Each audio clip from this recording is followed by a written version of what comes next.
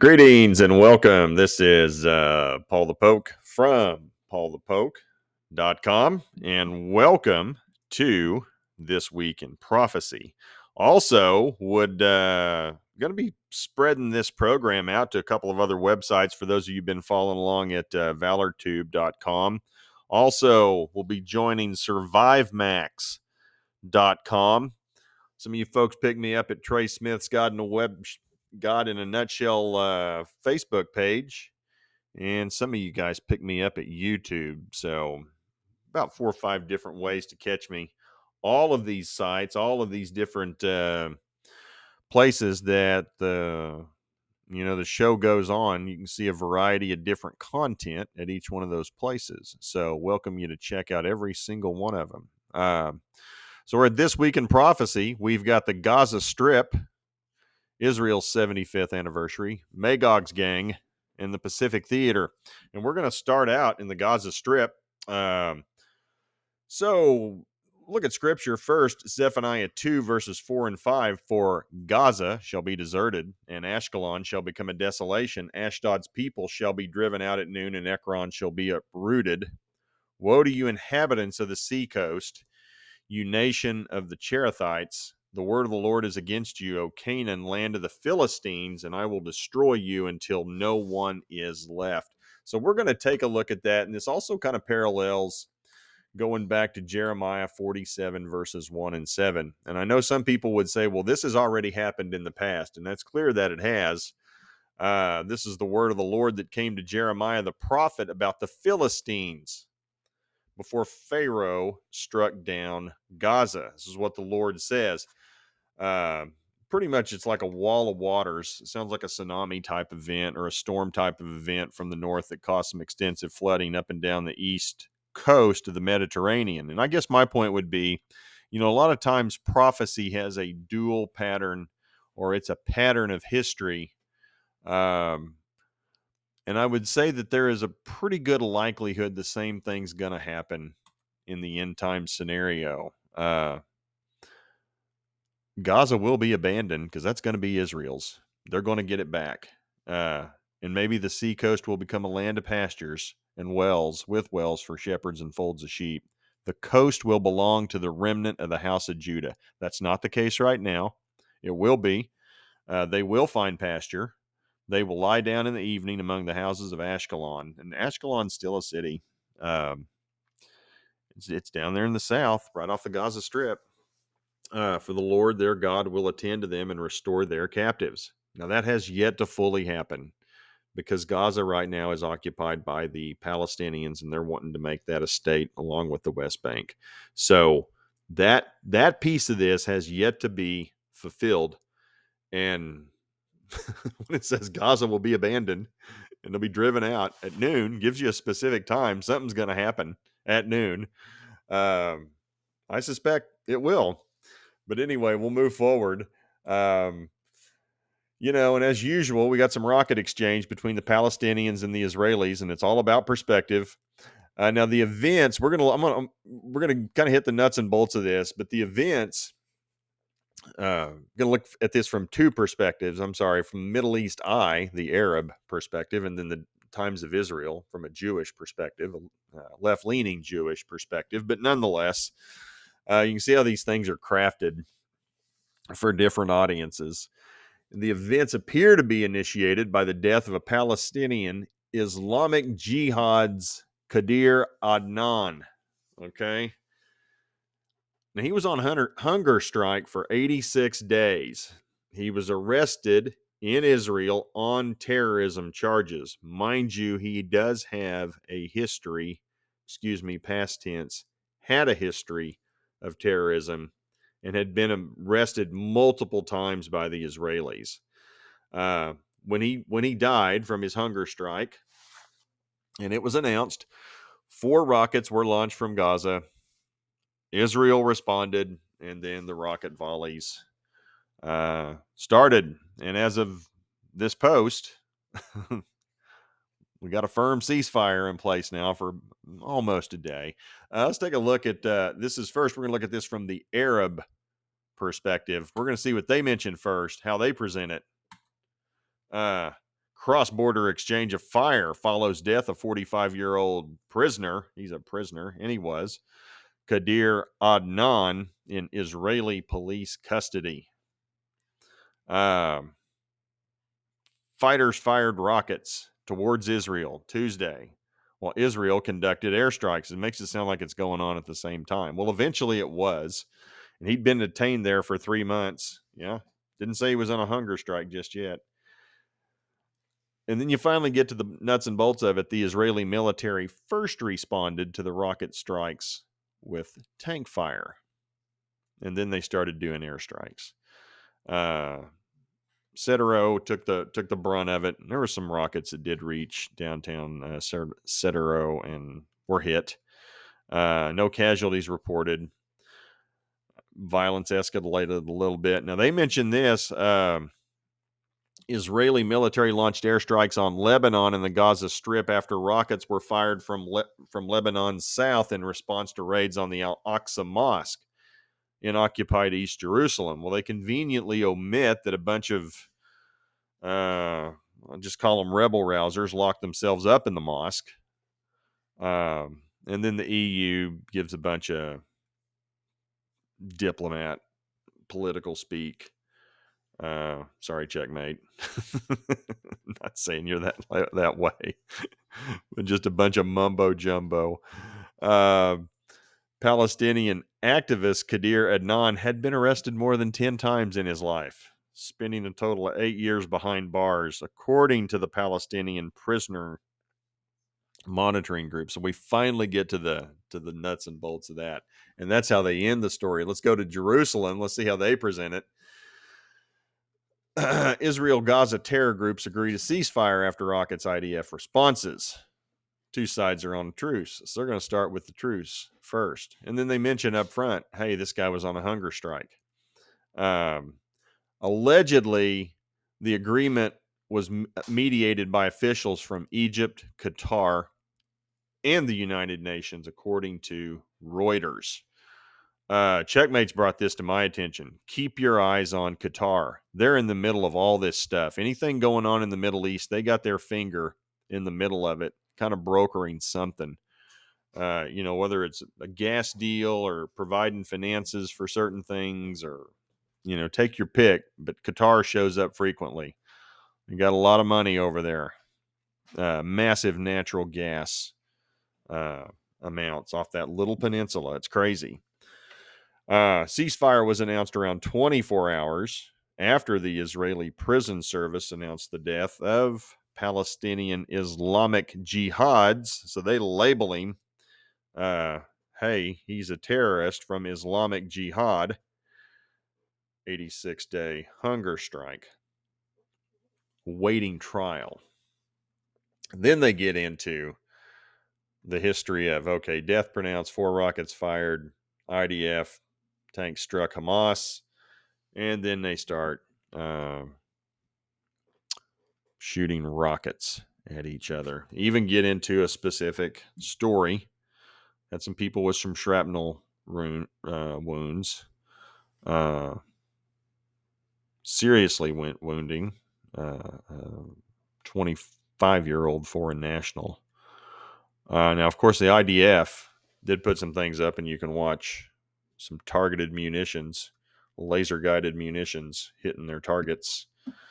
And that's pretty much the gist of that. But you can just see, depending on who you read, what you read, who shapes it, how they want to mold it, what they think's important, what message they want to get out. And oh, by the way, if you're still reading toward the bottom, you might pick up some other things in the I guess you'd say in the name of fairness. Let's try to get the whole story in as we see it as best. And then certain groups leaving out certain specific parts of the story. But anyway, I do like to show the two. Everybody's got their angle. And that's kind of the thing of it. What do you trust? What do you believe? You try to make sense of it. A lot of good open source stuff out there, and then you start seeing some common threads, but none of it's perfect. I mean, we have to be discerning, and especially in this day and age. Holy cow. We're going to take a look Isaiah 66, verses 7 through 8. Before she was in labor, she gave birth. Makes no sense whatsoever. Well, that birth was to Israel. Israel was born. Before her pain came upon her, she delivered a son. So her tribulation and childbirth, her birth pangs, had not yet started when this nation was born. So the nation was born, the birth pangs are coming later. And that fits Israel to a T. Now, they were born in birth pangs, and they've had their fights, and they've progressively increased over time. And they've had their moments, but the ultimate expression of birth pangs for Israel has yet to be expressed in the 7-year tribulation. Who has heard such a thing? Who has seen such things? Shall a land be born in one day? And that's exactly what happened to Israel. Shall a nation be brought forth in one moment? And it was. It popped back onto the scene roughly after, oh gosh, expelled in 70 AD and brought back to life officially 1947, 1948. So you're probably looking at what, 1870 years there was no Israel. For as soon as Zion was in labor, she brought forth her children. And they've grown there. And it is this past week, it was the 75th anniversary that, Israel has celebrated its 75th anniversary from 1948. And also check that out. If you want to see more details of this is prophesied in Ezekiel 37, and the valley of the dry bones. I mean, that's what that's talking about. It's talking about Israel being reborn again, and the challenges. And it walks you through. Ezekiel 37 walks the reader through the rebirth of a nation up until the point a Messiah will come and he will rule and reign into eternity. There it is, Ezekiel 37. And on the way there, a little bit later, you can kind of, if you were to stretch out Ezekiel 37, it would be Israel's second, or Israel's rebirth, which we know to be true in 1948. And then it doesn't give you the timeline in a sense of years, but it gives you the events from the birth to the rule and reign of the Messiah, who I believe to be Jesus when he comes back, and how he will rule into eternity from Jerusalem in Israel. That's what it talks about. So happy 75th to Israel. A little tweet sent out from Israel Defense Forces. And we're going to transition from that to Magog's gang, Ezekiel 38. They had a busy week, and we're going to take a look at each one of these. First, we're going to talk about Meshach, Tubal, Gomer, and Beth Dagarma, or what we believe to be modern day Turkey. And the leader of Turkey, he had himself a busy little week. Now, this cropped up late on Sunday night, I believe it was. I'm not sure. Over the weekend, April 26th. That'd have been close to a week ago now. So it'd have been middle of last week. Breaking, Turkey's President Erdogan, let's get this going, suffered a heart attack and is in critical condition in the hospital. Erdogan canceled campaign rallies for health reasons. This is ahead of the presidential elections, and a day after he cut short an interview after appearing to be gagging. And here's the interviewer, and he's watching this happen. Hey, we got a problem. Hey, somebody come here, please. He's keeping it off of Erdogan. And whatever's going on is not looking too good because he's calling for help. Oh, let's go to the screen. Um, and everybody's like, "Well, where'd you get this from?" Well, it was Chinese media is the one that got hold of this and released it. So it was China's media that got hold of this and put this out. And of course, some friends of Israel picked up on it and put it on Twitter, and then so did many other people for that matter. But again, if you want to watch this guy's face, it's about a 30-second clip. he's conducted his interview with Erdogan, asking his questions. And the big thing is, he's got re-election coming up here in about 11 days or so. I think it is on May 14th. Allegedly has a pretty good challenger, but you can see, hey, something's not right here with this guy. Trying to be cool. Hey, somebody come over here and help me, please. I need to try to remain calm. Okay. Go to orange. And then, so this was the 26th. Later on the 26th, um, or that was posted. That was actually posted later than what Erdogan tweeted. And this is the official Twitter account, Twitter profile. Recep Tayyip Erdogan. Uh, yeah, here we go. Here's some propaganda coming at you. Let's translate this. According to Google, I would like to thank each and every member of my noble nation, it's his nation, each of my brothers and sisters who conveyed their wishes and prayers for the minor inconvenience I had during the broadcast due to my busy work. Today, I will rest at home with the advice of our doctors. Unfortunately, we will not be able to get together today with my brothers from Karatkale, Yozgat, and Sivas. I ask all of them to give their rights. Vice President Fuat Aktay will participate in those cities on behalf of us. With God's permission, we will continue our program from tomorrow. We will continue to work to bring our beloved nation to the goals of the century of Turkey. Yay. He changed the name of the country. I think he wants, as Turkey was kind of westernized back in the early 20th century, he wants to return it to its Ottoman roots. And so he's going back to a lot of the original spellings. On this occasion, I wish all my citizens health, peace, and enjoyment. Okay. And then this was today, earlier today. He's back out in public. President Erdogan was back on the campaign trail giving a speech. Let's get to that. Oh, this is some good stuff right here. Some propaganda. We got some flag waving. We got children crying. We're going to have some music. I think that's his wife right there. Got his soccer scarf on.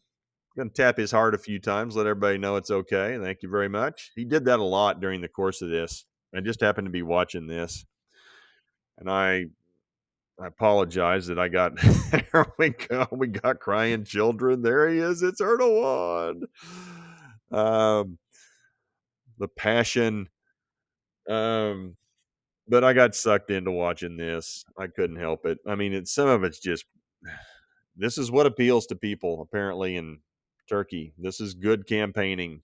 I mean, nice big crowd. Everybody's waving their flags. Yep. There it is. Little heart tap again. He did that a lot.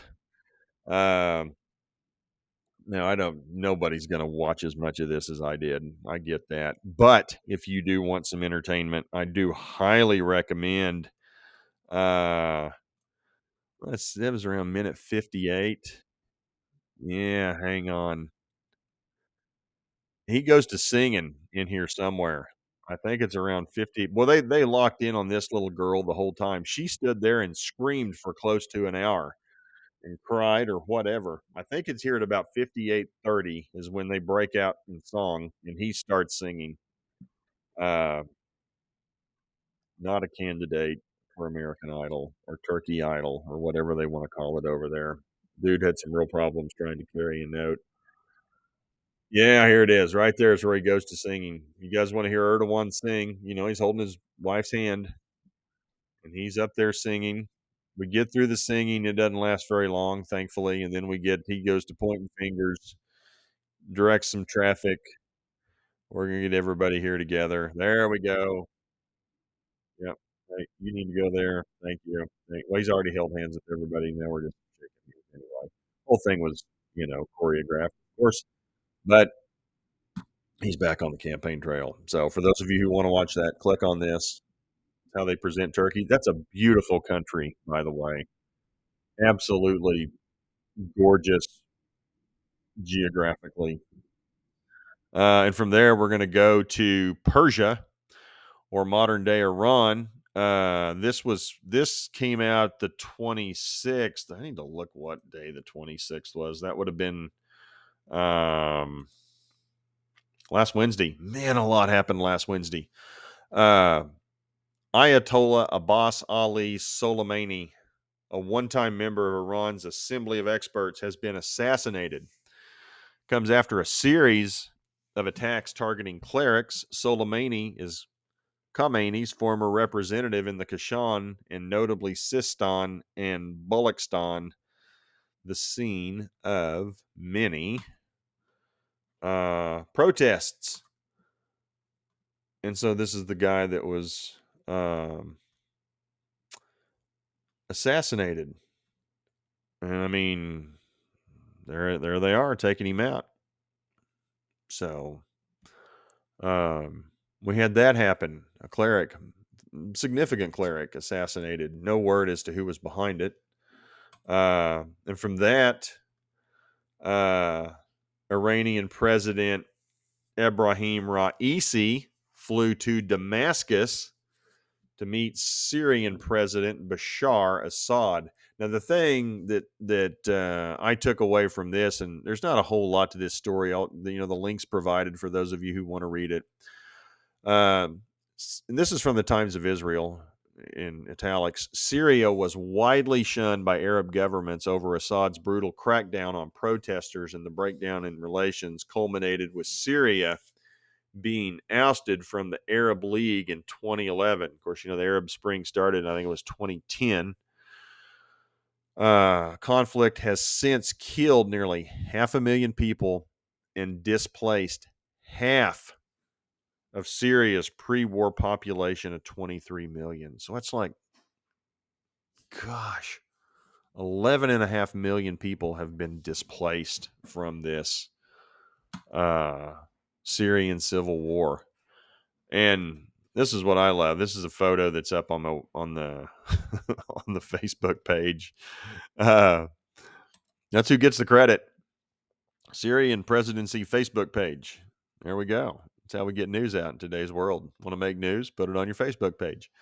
It's been 13 years. Leaders signed series of long-term cooperation agreements, including oil, agriculture, and railways. Rare meeting comes as some Arab countries have been warming up to Damascus. So it seems to be we're finally getting some of these countries to drop their old divisions, and we're going to coalesce around Syria, which makes you wonder how close we are to Magog, Gog of Magog, taking control of this situation and get everybody under the wing of what would be modern day Mother Russia. Hey, they smell opportunity. I mean, they see weak leadership in the West, and it's like, hey, we need to put our differences aside and we need to come together. And the first thing we can do that, where they're going to go. They're going to go straight to Israel and try to take care of that situation as they see it. Now they got another thing coming. And again, this was from Intel Sky. Syrian President Bashar al-Assad and Iranian President Ebrahim Raisi signed a memorandum of understanding for the comprehensive long-term strategic cooperation plan between the two countries. So there you have it. And from Syria, we're going to go to Kush, or modern-day Sudan. Sudan Army Chief and RSF leader agree on 7-day, all you number folks out there, a 7-day truce from May 4th. It'll be tomorrow. At some point, some bad dude's going to come along, the Antichrist, and he's going to recommend a 7-year peace treaty. So we're agreeing on a 7-day peace treaty. AlArabia.net. Here's the article. Not a whole lot to it, but they continue to fight, And again, this is from Al Arabian News. Checkmate's turned me onto this resource. It's a great little resource. Gets right to the heart of the matter. Doesn't mess around with a lot of backstory or whatever. If you just want to just the facts, ma'am. Straightforward news. Hey, this is what's happening. X, Y, Z. These are the leaders. These are the characters. This is what they did. Does a pretty decent, unfiltered job of doing that. So, anytime you can find these types of resources, that's a good deal. And then we go to Gog of Magog, or the leader of modern day Russia. Now, this happened last night. Somebody flew a drone into the Kremlin. Nobody is claiming responsibility. Zelensky in Ukraine, he's out of Ukraine right now. I think he's up in Finland, and he's like, hey, no way we could have done it because we don't have the ammunition to do it. You know, essentially twisting Europe's arm. I need more help. Russia, for their part, is stating this is a terrorist attack and an assassination attempt on President Vladimir Putin. Terrorist attack. This is RT. Now, this is Russia Times, a government-sponsored media from Russia. Kremlin on unsuccessful drone strike targeting Putin's residence. So this would be like the equivalent to the U.S. White House, the Kremlin. Let's watch it. And this has been verified and fact checked, by the way, by the New York Times. It's got to be true. I'm gonna just watch this a couple times. This now one, the first thing that hits me, it's like, so how did a drone even make it into Russian airspace? Or not just Russian airspace, but Moscow airspace, and get that close to the Kremlin. Now, that thing does not even hit. It doesn't hit it. It explodes above it, for one. Look at it. When it comes in, explosion. It doesn't hit the Kremlin. I mean, the debris may fall on parts of the Kremlin. And you can't tell me, or well, I would at least, well, I don't know. I would like to think that Russia has the technical capability to shoot that slow moving thing down out of the sky. And I mean, that explosion, I mean, come on, we have bigger firework displays than that. I mean, look at it.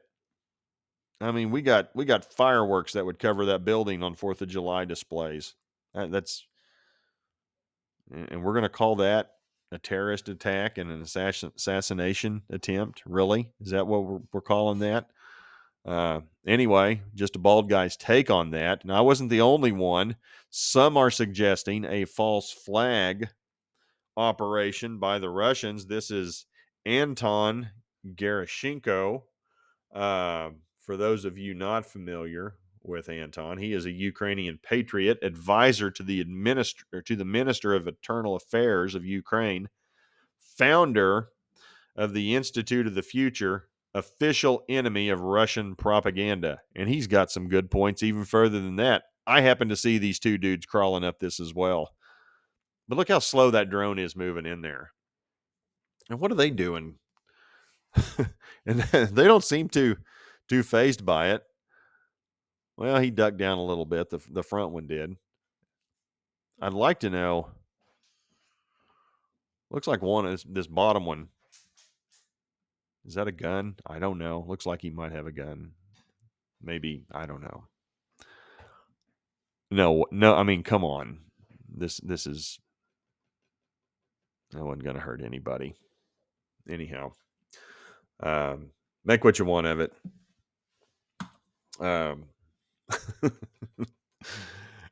We're gonna close Isaiah 49 verse 12. Look, they come from far away. Look, some come from the north and west, and others come from the land of Sinim. And the sons of Sinim, or modern day China, the kings of the east, the 200 million man army, take your pick. And this was going on out in the Pacific in the last week. This is nuts. The Indo-Pacific Powder Keg. This is from Ian Ellis, founder of IEJ Media, Ian's gap year. Write and try to make sense of what matters most. Used to work at Goldman Sachs. He's in New York and Bali. That's a good gig. Tracking military events in the Western Pacific over the last week. Chinese ship cuts off Philippines patrol boat, nearly causing a collision. How do you run into somebody out in the middle of the ocean? I mean, there's all that space. It's not like there are lanes of, I mean, I know there are lanes of shipping traffic, but come on. U.S. HIMARS rockets, Patriot missiles, Sink X in the Philippines, Chinese aircraft carrier back in the South China Sea, U.S. nuclear subs to South Korea, and enter into Singapore. We had bilateral and trilateral exercises, U.S., Japan, South Korea until April 28th. South Korea pledges to host U.S. nuclear armed submarines. All right. Had leaders from Australia, Japan, South Korea, and the U.S. They met in South Korea. U.S. Aircraft carrier Carl Vinson, Ronald Reagan, Nimitz. I think we got another one right here. I'm not sure who that belongs to. I think it's ours. Live fire HIMARS rockets sink mock ship and Patriot missile test launch. And then if you have Chinese, Yulin Naval Base. Here's Taiwan, by the way, for those of you keeping score at home. Japan deploys PAC-3 Patriot air defense system, Yonaguni Island, U.S. submarines, nuclear submarines that is, to South Korea, American amphibious ready group. Enter Russia from the north, 18 Russian Navy warships transit the strait from the Sea of Okhotsk in Russia, north of Japan, North Korea on watch, launch a military spy satellite. Lots of things going on. Nothing happened yet. But again, just another piece of some things going on, which nowhere to be reported in our mainstream media. So appreciate you guys taking the time to follow up and watch. Wishing everybody the best. Please feel free to share with others at PaulthePoke.com. Also, check it out at ValorTube.com, SurviveMax.com, Trey Smith's God in a Nutshell Facebook page, and at YouTube. At least for now, huh? Anyhow, appreciate y'all following along. Please feel free to share with others. Got all kinds of stuff going on. The news is not disappointing. I didn't even mess with all the financial stuff going on in the United States, bank crisis. Going to have an announcement coming up on the BRICS. We're starting to name names as far as who wants to join. I think they're up to 19 countries wanting to join the BRICS or be a part of the BRICS. They've got a big meeting coming up in South Africa here in about a month. That will be making headlines. So plenty to talk about. Y'all have a great evening. Talk to you later. Bye.